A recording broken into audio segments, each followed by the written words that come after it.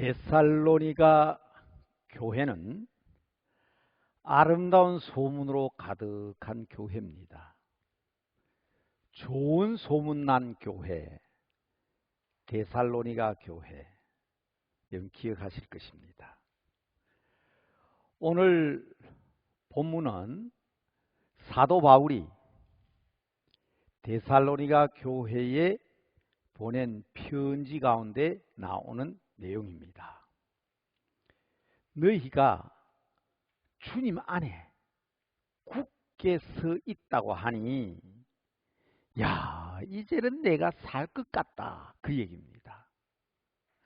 본문 그대로 다시 한번 확인하면 8절이죠.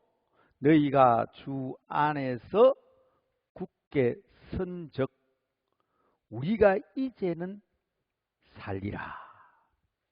너무나도 기쁘고 감격스러운 마음으로 격려하며 이 편지를 썼습니다. 그래서 우리는 데살로니가 교회 하면 좋은 소문이 있는 교회, 아름다운 소식이 있는 교회, 그렇게 이야기합니다.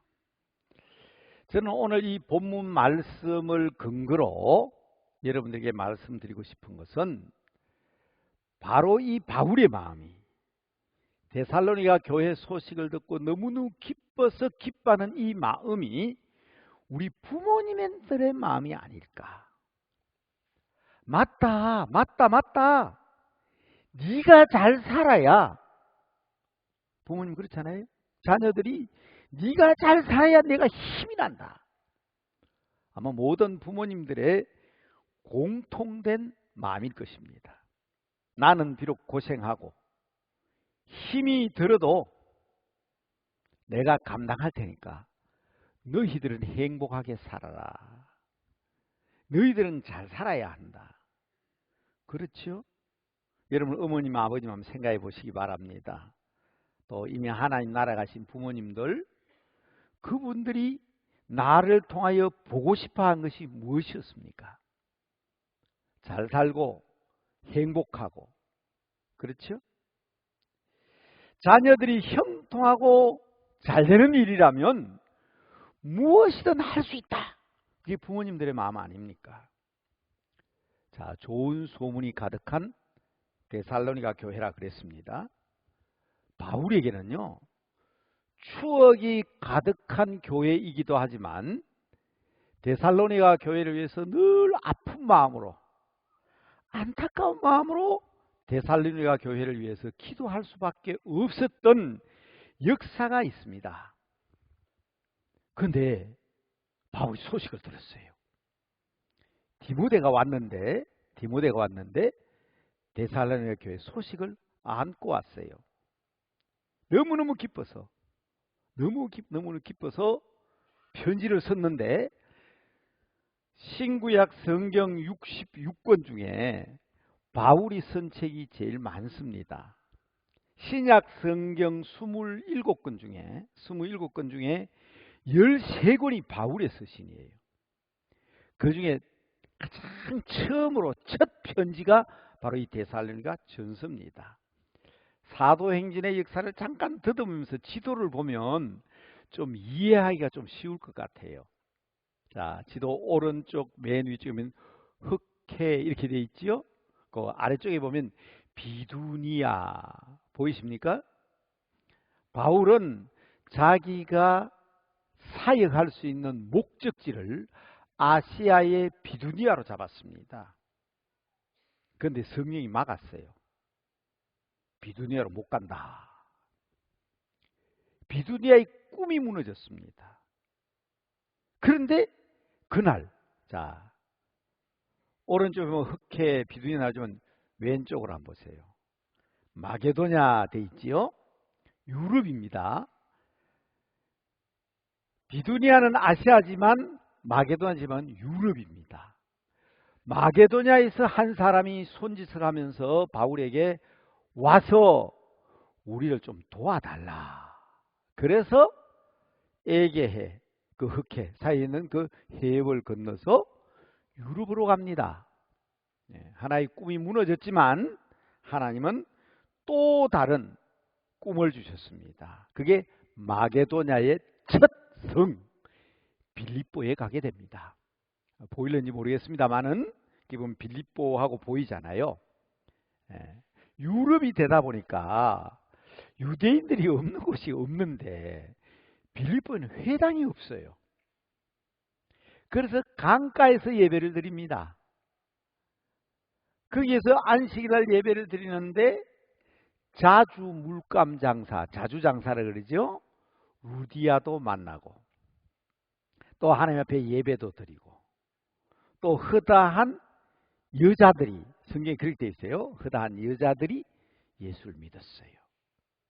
그런데 거기에 귀신 들린 아이가 하나 있었어요. 점치는 아이입니다. 가정스럽잖아요. 그래서 그 귀신 들린 아이에게 귀신을 내쫓아 버렸어요.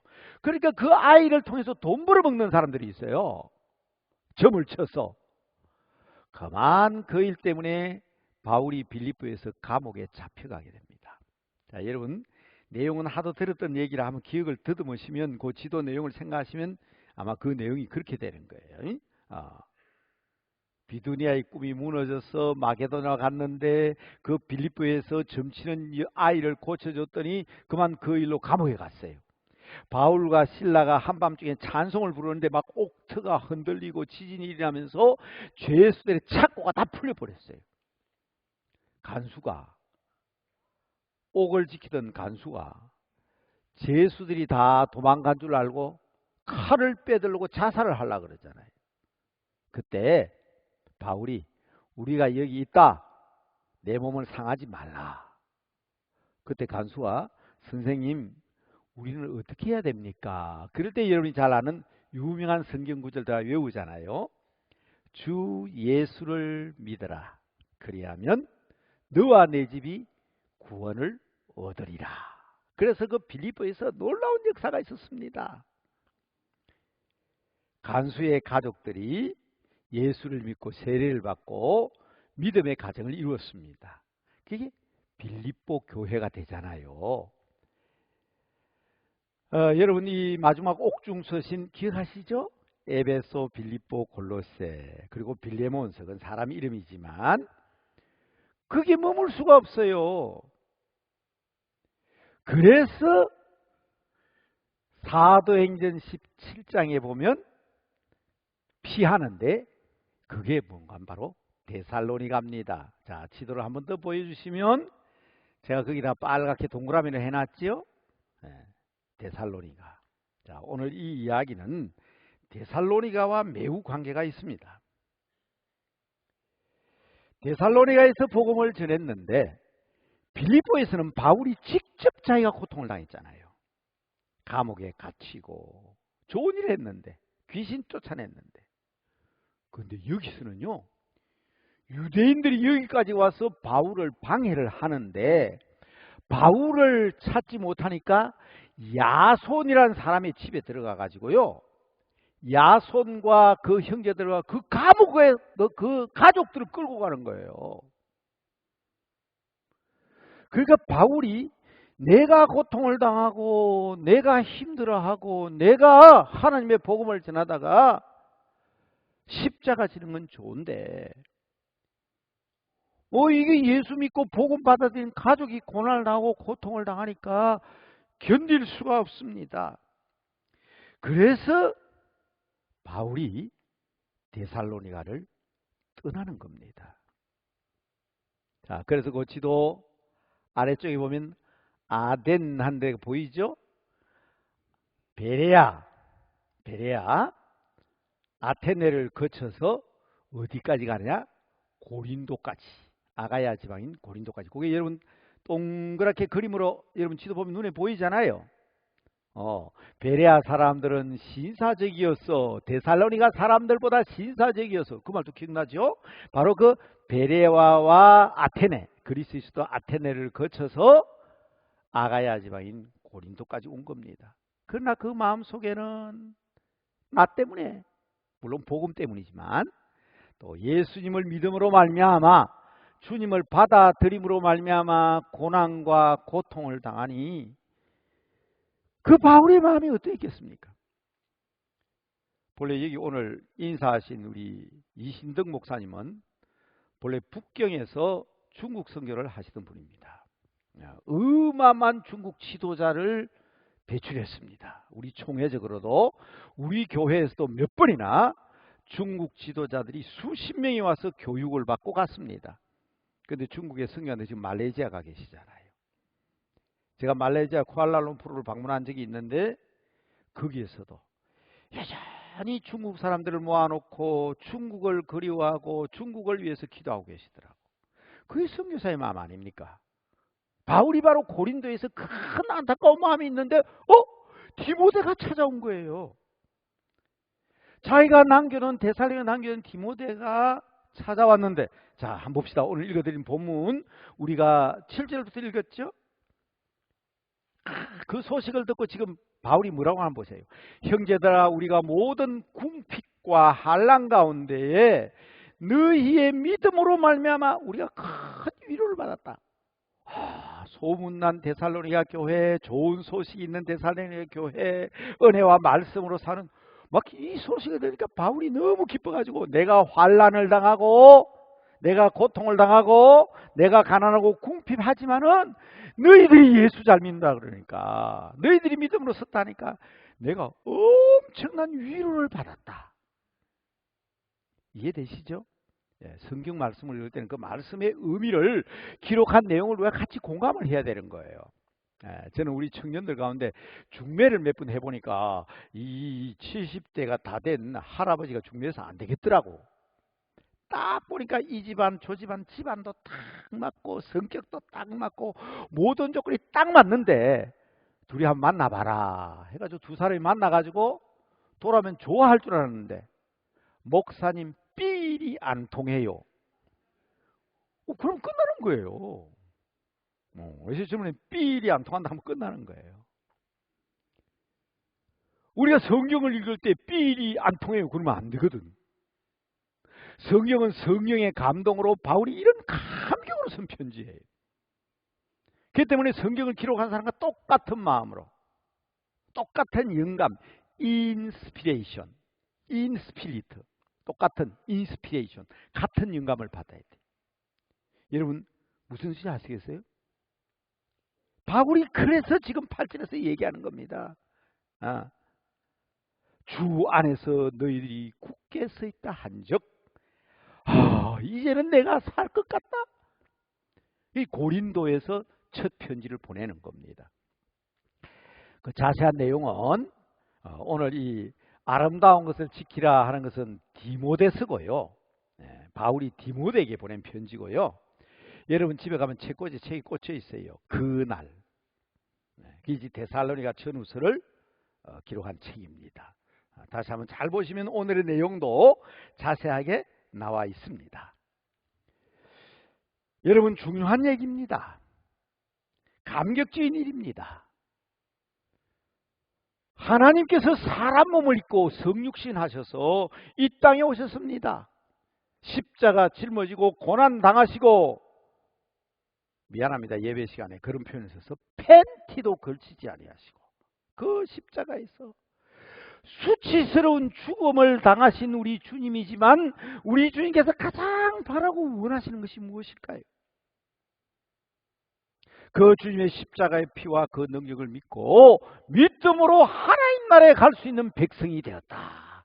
주의 백성이 되었다. 천국 시민이 되었다. 우리 주님이 가장 기뻐하실 일이 무엇인가를 아셔야 합니다.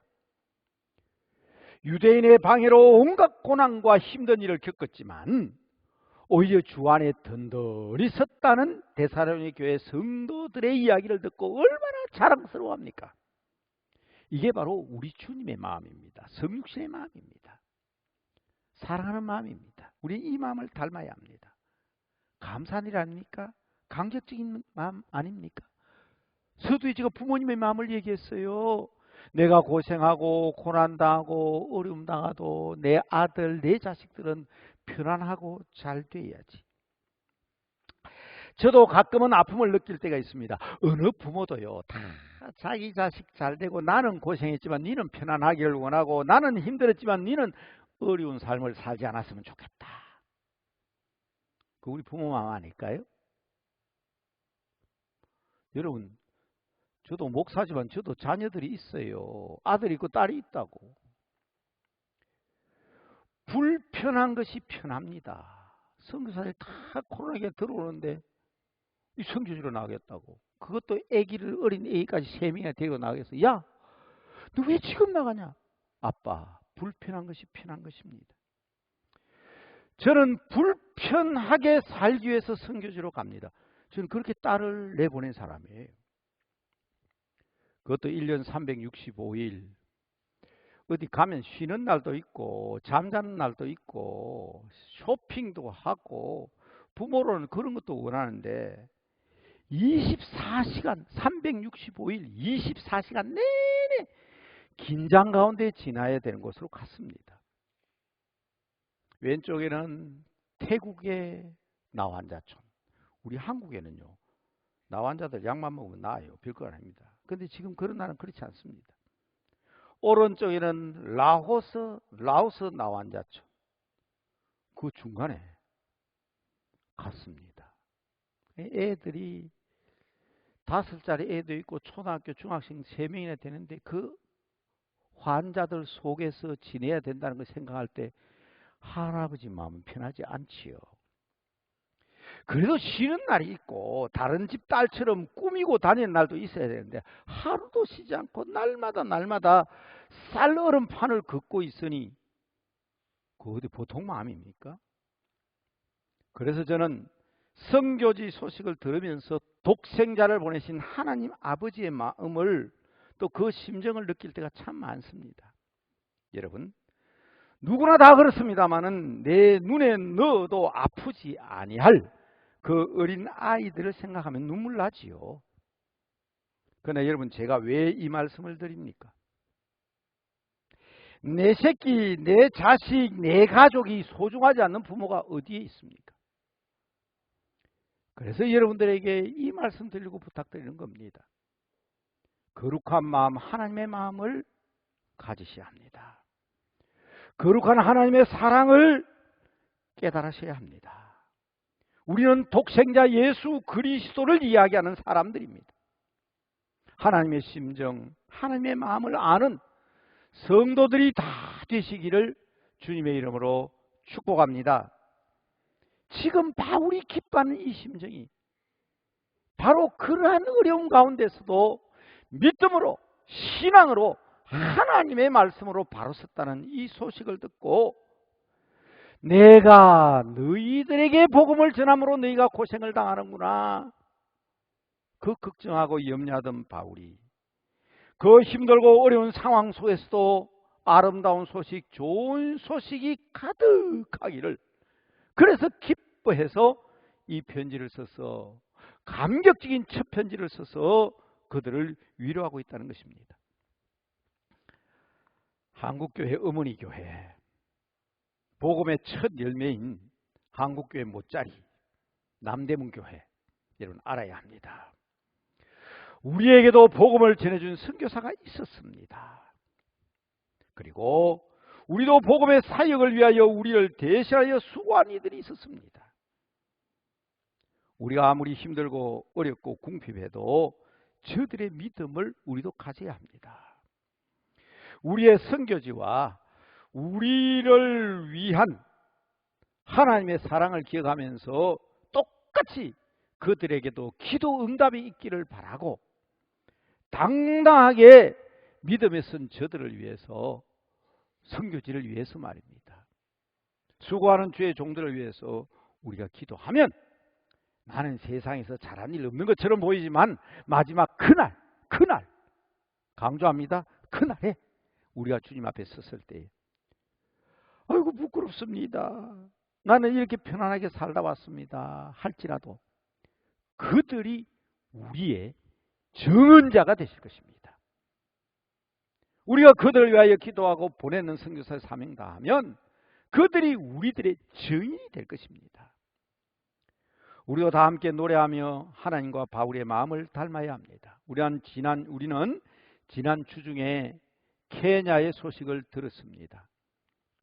제가 범인을 사진으로 보내왔길래 그대로 여러분들에게 소개합니다. 요 놈이 범인입니다. 김성경 선교사님의 부인 윤성경 선교사의 등에 붙어 있었던 저놈을 그대로 잡아다가 찍어놓은 증거입니다. 우리는 실시간으로 지난 주일에 있었던 일 아닙니까? 우리가 주일 예배 드리기 직전에 실시간으로 우리는 소식을 듣고 실시간으로 우리는 기도했습니다. 답장이 왔어요. 교인들에게 고맙다고 전해달라고 그러니까 제가 읽어드려야죠. 제가 읽어드릴게요. 목사님 기도해 주셔서 정말 감사합니다. 남대문교회 성도들의 기도의 능력으로 아내가 빨리 회복되고 있습니다. 아직 약한 통증과 마비는 있지만 생각보다 빨리 괜찮아지는 걸 보면서 함께 기도해 주신 여러분들에게 감사하지 않을 수 없습니다. 이곳 정갈은 집게는 가는데 꼬리는 굵은 맹독성이 있다고 합니다. 아내가 해독제가 없이도 회복되고 있어서 감사합니다. 함께 기도해 주신 성도님들께 꼭 감사 인사를 전해 주십시오.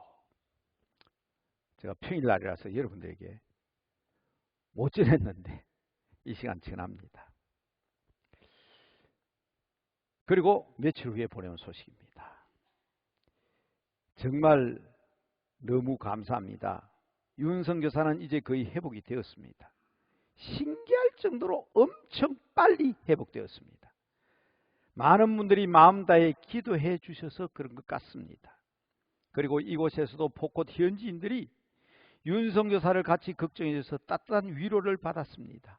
선하신 하나님의 인도하심 따라 모든 일이 진행됨을 믿습니다. 기도해 주셔서 감사드리며 오늘도 모든 상황 속에서 평안한 하루가 되십시오. 약국 없습니다. 거기는 종이도 한 장 없습니다. 제가 얘기했죠. 옷 입고 다니는 사람도 거의 없습니다. 교회 나무 밑에서 예배 드립니다. 사진 보여드렸죠. 제가 갔다 와서. 그런데 더 문제는 정갈에 물린 환자는요. 몸을 흔들면 독이 빨리 퍼집니다. 그래서 의사 선생님들이 절대로 정갈에 물면 병원까지 오면 살 수 없다고 얘기합니다. 그래서 길이 없잖아요. 그건 길이 없습니다. 그냥 돌밭에서 차가 그냥 돌밭으로 지나갑니다. 아스팔트로 지나가도 차가 뛰는데 몇 시간을 달려야 하는데 차 타고 나갈 수 없잖아요. 길이 없는 그곳에서 우리의 기도를 들어주셨다. 여러분 뭐가 기적입니까? 이게 기적 아닙니까? 그래서 저는 여러분들에게 묻습니다. 하나님께서 왜 우리를 부르셨을까요? 왜 아시아 비두디아로 가겠다는 바울을 유럽 땅으로 보내셨을까요? 의과대학이 얼마나 힘들고 어렵습니까? 그것도 140년 전에 미국에서 140년 전에 미국이 우리나라보다 지금 현재 우리나라보다 나았을까요? 그런 데서 의과대학을 마치고 병원에서 일하고 교수로 남으면 걱정 없이 살 수 있는데 왜 알렌을 그리고 헤론을 그리고 의사 에비슨을 우리 한국으로 보내셨을까요? 바로 알렌과 헤론과 에비슨의 3대 정신을 우리 교회 귀중한 정신으로 삼고 있습니다. 알렌의 선교정신, 헤론의 순교정신, 에비슨의 남문박 정신을 외치는 남대문 교회, 왜 하필이면 우리를 이 교회로 불러주셨을까요? 여러분, 바울은 나를 왜 유럽 땅으로 보냈습니까? 원망하지 않았습니다. 알렌, 헤론, 에비슨은 한국 땅에서 고생하고 순교를 했지만 하나님이 원망하지 않았습니다. 자원해서 오신 분들입니다. 반문하지도 않았습니다. 그렇습니다. 아버지의 뜻입니다. 예수 그리스도 안에서 순종했습니다. 성도 여러분, 이제 말씀의 결론을 맺고자 합니다. 우리가 일었어야 합니다. 그날이 가깝지 않습니까? 지난 목요일 아침에 우리 한국교회 유명한 또 총회장을 지낸 어른과 몇 분이 앉아서 한국교회 걱정을 했습니다. 근데 제가 그 미래학자가 거기에 앉아 있었는데 그런 말씀하시더라고. 이제는 하나님께서 온 세계 교회에 해체 작업에 들어간 것 같다. 한국교회도 이제는 해체 지경에 들어섰다고 봐야 한다. 교회가 해체되고 있는 이때에 정작 일어서야 될 사람은 누구일까? 제가 평소에 강조하던 거 있잖아요. 쉽습니다. 어렵지 않습니다. 경제 회복, 정치 회복, 교육 문화 회복 그 쉽지 않습니다. 그런데 교회 회복은 쉽습니다. 엄청 쉽습니다. 모이면 됩니다. 그냥 모이면 돼요. 왜 해체되지 않습니다. 여러분 오늘 본문 말씀은 외우셔야 합니다. 특히 3장 8절은 외우셔야 합니다. 너희가 주 안에서, 예수 그리스도 안에서, in Jesus Christ, 예수 그리스도 안에서, 주 안에서 굳게 선적 우리가 이제는 살리라. 이 결론입니다. 우리가 일어서면 하나님이 기뻐하십니다. 세상이 어렵고 힘들다고 해서 자식들이 낙심하고 좌절하고 주저앉아서 그 좋아하는 부모가 어디 있습니까? 어렵고 힘들어도 낙심의 자리에서 좌절하지 않고 일어서면 부모님이 기뻐하시는 것처럼 우리들도 일어서야 합니다. 그리고 일으켜 세워야 합니다.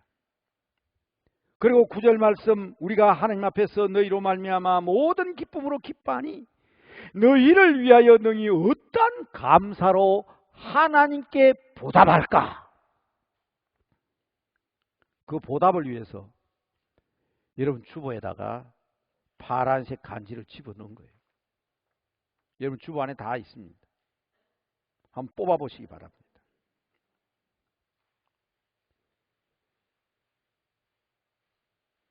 제가 조금 데살로니가 3장 9절을 바꿔서 읽겠습니다. 우리가 우리 하나님 앞에서 선교를 하면 하나님께서 기뻐하시니 우리가 이 일을 위하여 능히 어떠한 감사로 하나님께 감사할까?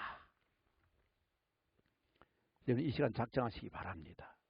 한구자가 1,000원입니다. 1,000원.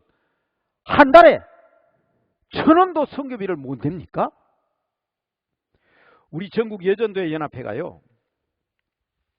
선교사님들에게 국밥 한 그릇 대접하자. 아무리 우리 지금 가정주부지만 우리가 밥하는 주부인데 1년에 성령한테 국밥 한 그릇 대접 못하겠냐. 그래가지고 만든 게 달력입니다. 국밥 한 그릇 값으로. 그래서 전국에 있는 여전도 회원들이 매년마다 여전도의 달력을 사고 그 국밥 값을 내므로 우리 전국 여전도 연합회가 전국적으로 세계적으로 어마어마한 선교 사업을 하고 있습니다. 우리 교회 여전도의 회원들은 잘 그 말씀 다 순종자인데 그는 순종을 잘 안 하시더라고. 달력 왜 그 공짜로 나눠줍니까? 여전도회가 달력 만들 때는 국밥 값으로 만든 거예요, 그게. 그 여전도 전국 여전도회 연합회가 우리가 1년에 국밥 한 그릇은 내야 안 되겠냐. 그래서 달력을 했는데 우리 교회는 그냥 다 공짜로 나눠주더라고. 국밥값 내세요. 그거 안 내시거들랑 진짜 이거 진짜 작정하세요. 한 달에 1,000원 이상입니다. 물론 10구자는 10,000원이고 100구자는 10만 원인데 우리 교회는 뭐 20구자 30구자 지금까지 해오셨지만 죄송합니다. 지금까지 이전에는 모르고 제가 오고 난 뒤에 보내는 선교사 선급이 못 보낸 지 한 번도 없습니다. 근데 지난 10월 달에 중단됐습니다. 없어요. 한 사람이 한국에 1,000원씩만 내면 되는 이 1,000원 이 보내는 선교사 회비가 없어가지고 11월 12월 때 선급비를 못 보냈다고 지금. 그래서 여러분들에게 부탁드립니다. 정말 다시 묻습니다. 목사가 강단에서 흥금 강조하면 안 되죠? 네? 김창희 목사님은 그러던데. 목사가 강단에서 헌금 강조하지 못하면 사꾼이라고 그러던데. 헌금을 강조해야 교인들이 헌금 많이 하고 복 받는데 그거 못하는 목사는 교인들한테 싫은 소리 안 들으려고 하는 건 사꾼이라고. 그런데 여러분 헌금 강조를 못하겠습니다. 그래도 내가 사꾼이기 때문에 그런가 모르겠어요. 그러나 한 달에 버리는 선교사 운동 한 구자 1,000원도 나는 작정할 수 없습니다 하시면 그거 문제가 있는 거죠. 부탁드립니다. 한 달에 한 구자 이상입니다. 10구자, 20구자, 100구자 하는 것은 여러분 자신입니다만은, 그래서 오늘 말씀의 정리는 우리가 하나님의 특별한 사랑을 받고 예수 믿는 사람으로서 바울과 같은 기쁨과 즐거움을 누리기를 원하신다면, 그리고 하나님께서 기뻐하시고 네가 믿음에 바로 선 것을 보니 내가 기쁘다, 살 것 같다는 하나님의 마음을 우리가 이해하신다면 성령님께 의지하는 마음으로 매주 우리가 기도하는 묵상 자주입 대신에 오늘 여러분 이 파란 종이에 있는 글과 여러분 주부에 있는 글이 똑같은 내용입니다. 한번 읽고 지금 작정되시는 분은 나가실 때 내어주셔도 좋지만 집에 가셔서 다음 주일 헌금하실 때 같이 내시고요. 이것 때문에 여러분 놀라운 주님의 사랑과 은총 가운데 하나님의 놀라운 선교 증언자가 되실 수 있는 기회가 되시기를 바랍니다. 한번 같이 읽겠습니다. 같이 한번 읽겠습니다. 저는 주보에 있는 내용대로 읽겠습니다. 그리고 기도하겠습니다. 나에게도 복음을 전해준 전도자와 선교사의 헌신이 있었음을 고백하며 남대문교회 성도로서 보내는 선교사로서의 사명을 다할 것을 아래와 같이 다짐합니다. 자, 그러면서 기도합니다.